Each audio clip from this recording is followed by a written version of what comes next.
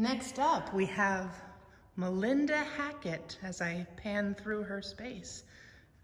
Very colorful. Hello, Melinda. Hi, Amy. How are you today? Oh, well, you know, we're just plugging along.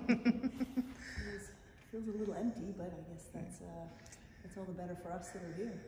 It's probably getting a lot done today. Exactly. So tell us a little bit about yourself and your work.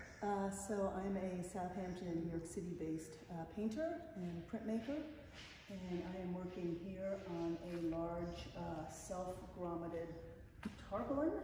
It's really artist canvas, but I've learned how to use a grommeter and hem the edges. And I usually paint in oil, but because of the toxicity of oil and the smell of it in a place where there are a lot of other artists working, I'm painting in acrylic. So I'm learning how to use acrylic again, which has been sort of interesting. I'm trying to make it look like oil, and I don't know, what do you think? How do you feel about having to change the way that you normally do your work to be here? You know, I think as an artist, you have to be adaptable. You have to be able to, you know, roll up canvas and go wherever and work however. I mean, although, you know, we all have our own practice. So I think the good thing about acrylic is that it dries very quickly, and then the bad thing about acrylic is that it dries very quickly. So it's not very forgiving. It's not, and you have to, I mean, the time it takes just to, you know, have a conversation with someone, something I'll be working on will have dried. So I'll have to go back over it. But it's fine. It's moving along a lot faster than an oil painting would be.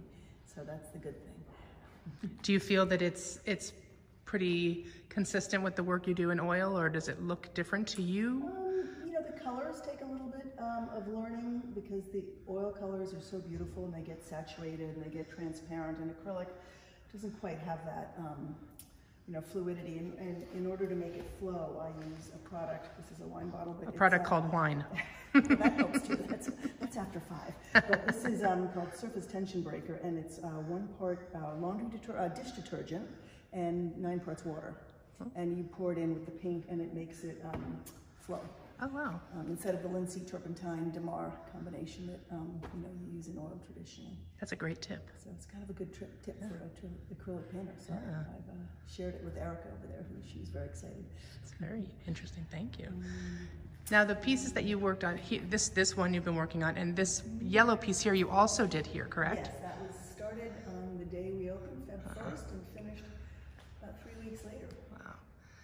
And then the other pieces you're showing are oil. Oil. Those are all oil on paper, oil on canvas. So we can show you sort of the, you know, maybe you as the viewer can see the difference.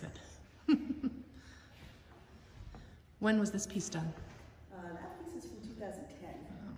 And it's very large. Do you know the dimensions off the top of your head? The dimensions? Yeah. Probably 60 by 80. Wow. Roughly, maybe a little bigger.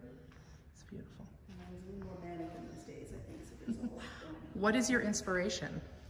Basically, sort of my imagination.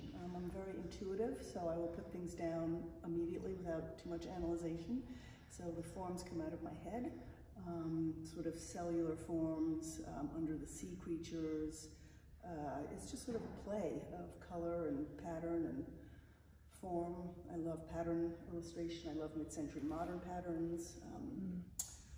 Yeah, it's a never-ending supply of things. So when I've known your work since I first moved out to the East End 10 years ago, and I fell in love with it then, and still do. And so I always I thought amoebas when I would look at your work. That absolutely. I think we're all, you know, we all come from that, and we will all probably go back to that. And that cells, I think, are very much on our minds these days. Yes. It's a timely pieces. It's right, exactly.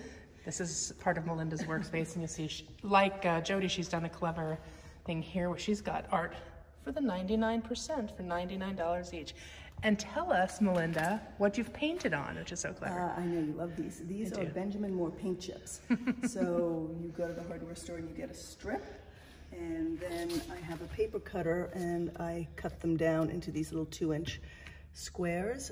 So they sort of come with their color, they come with their title, and then, margarita, and then they get put in these little boxes that I get at the Container Store and in bulk. Little sushi grass. Yeah, exactly. Just Melinda doesn't waste anything.